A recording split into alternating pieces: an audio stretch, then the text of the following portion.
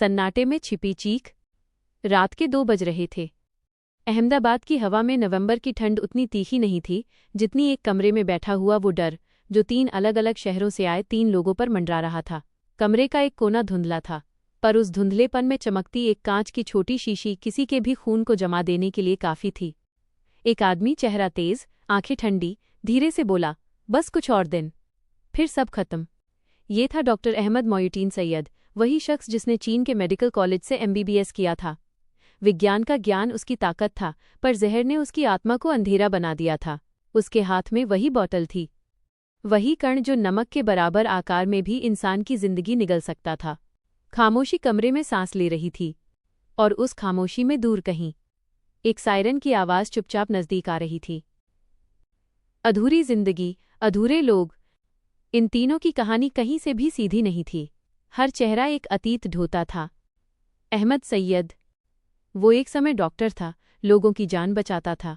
इंसानियत उसके हाथों में थी, पर दुनिया की नफरत ने उसके दिल में इतनी दरारें बना दी थीं कि वो खुद को न्याय का हथियार समझने लगा। आज़ाद सुलेमान शेख शामली का एक टेलर, दिन में कपड़े सीता, रात में गरीबी उसके सपनों को काटती रहती। उसे लगा था कि जीवन ने उसे कुछ नहीं दिया, उस खालीपन ने उसे गलत रास्ते की तरफ धकेल दिया। सुहेल मोहम्मद, लखीमपुर का एक खोया हुआ नौजवान। इंसान दिल से बुरा नहीं होता, हालात उसे बनाते हैं। सुहेल को ये साजिश जन्नत का रास्ता लगती थी, जबकि ये सिर्फ मौत का दलदल था। तीनों का साथ एक अजीब चुप्पी में था। ना कोई खुशी, ना कोई उम्मीद, बस एक मिशन, एक छाया, एक भ्रम। राइसन मौत की वो खामोशी। मौत अक्सर गोलियों की आवाज से आती है। धमाका हो तो दुनिया हिल जाती है, पर ये मौत थी बिना आवाज की, बिना चीखों के, बिना किसी धमाके के। यह ऐसा जहर था जो दुनिया भर में प्रतिबंधित था। जरा सा कण, नमक के दाने जितना, और बस। सांसें रुकती नहीं, धीरे धीरे घुल जाती थीं। यही चुपचाप मरने की क्रूअल ब्यूटी इस जहर को आतंकियों का पसंदीदा हथियार बनाती थी। और यही चीज थी जिसके साथ खिलवाड़ करने की कोशिश हो रही थी।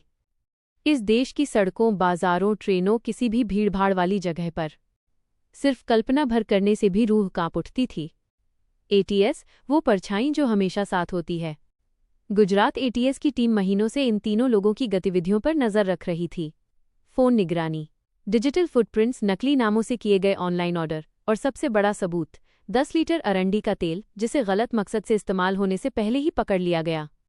ATS के लिए ये सिर्फ एक केस नहीं था, ये देश की लाखों जानें बचाने की लड़ाई थी। साइबर सेल के एक जवान ने अपने कमांडर से कहा, सर, अगर एक बार ये जहर तैयार हो गया तो हम सिर्फ बॉडी काउंट करेंगे। कमांडर ने गंभीर आवाज में कहा, बॉडी नहीं, सपने गिनने पड़ेंगे, परिवार बिखरेंगे, बच्चों के भविष्य टूटेंगे, हम इसे होने नहीं देंगे। उस रात कई इंसान नहीं सोए, उनकी नींद ने देश की नींद बचाई। साजिश का जाल इंटू। तीनों आतंकी अलग अलग राज्यों से थे, पर निर्देश कहीं बाहर से आ रहे थे। ये कोई स्थानीय प्लान नहीं था, ये कुछ बड़े संगठनों की सोच थी।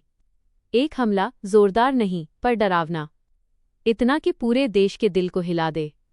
डॉक्टर सैयद बोला, गलत मत समझो, जब इतिहास लिखा जाएगा लोग समझेंगे कि हमने सही किया। सुहेल हिचकिचाया, मगर निर्दोष लोग? सैयद की आंखों में एक पत्थर जैसी ठंडक थी। जंग में निर्दोष कौन है? उनके लिए ये विचार एक नशा था, जन्मा नफरत से, पला गलत सोच से, और बढ़ा उस भ्रम से कि दुनिया को सुधारने के लिए दुनिया को जलाना जरूरी है। ATS का धावा, मौत से पहले मौत। रात ठीक 3 बजे लोहे के दरवाजे को लात मारी गई। ATS, हथियार डालो। हवा में एक बिजली सी फैली। सुहेल ने खिड़की की ओर भागने की कोशिश की। आज़ाद ने टेबल के नीचे छिपने का प्रयास किया, पर सब बेकार था। डॉक्टर सैयद शांत था। उसने न शीशी उठाई, न भागा, बस इतना कहा, तुम देर से आए हो। ये लड़ाई रुकने वाली नहीं। लेकिन ATS देर नहीं आई थी।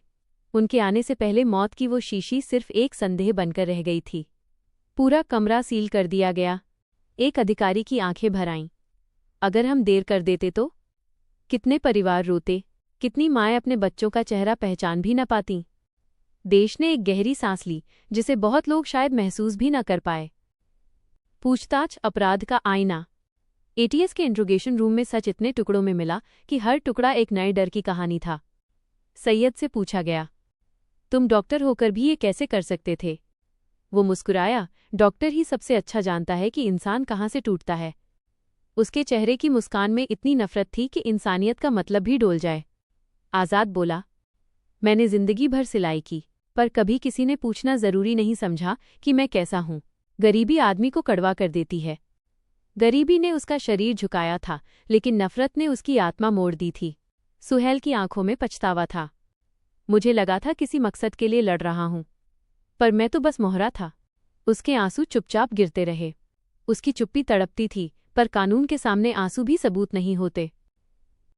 देश की जीत उंटू। इस ऑपरेशन के बाद देश भर में खबर फैली। लोगों ने राहत की सांस ली, पर एक सवाल सबके दिल में था, अगर एटीएस ना होती तो? सोचकर ही कंपकंपी आ जाती है। हजारों जिंदगियां, हजारों सपने, हजारों परिवार एक पतले, पारदर्शी कण से खत्म हो सकते थे। लेकिन मौत को मात देने वाले कुछ जवान उस रात घर देर से पहुंचे, क्योंकि वे पहले पूरे देश को सुरक्षित कर रहे थे। उनके बच्चों ने पूछा होगा, पापा आज देर क्यों हो गई? और शायद उन्होंने जवाब दिया होगा, आज कुछ बुरे सपनों को पकड़ना था। ... मौत की कहानी, जानों की जीत। ये कहानी सिर्फ एक केस की नहीं, ये कहानी है उन माँओं की जो आज भी अपने बेटे की आवाज़ सुन पाती हैं। उन बच्चों की जिनके पिता उन्हें गोद में उठा सके। उन सपनों की जो अगर एटीएस देर करती तो हमेशा के लिए बुझ जाते।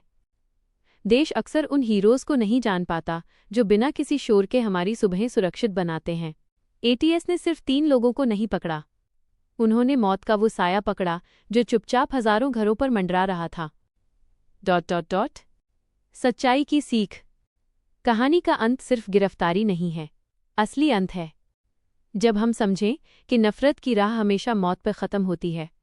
कोई भी विचारधारा, कोई भी सत्ता, कोई भी भ्रम, न्यूक्लियर हथियार, बंदूकें या जहर कभी भी इंसानियत से बड़ा नहीं हो सकता।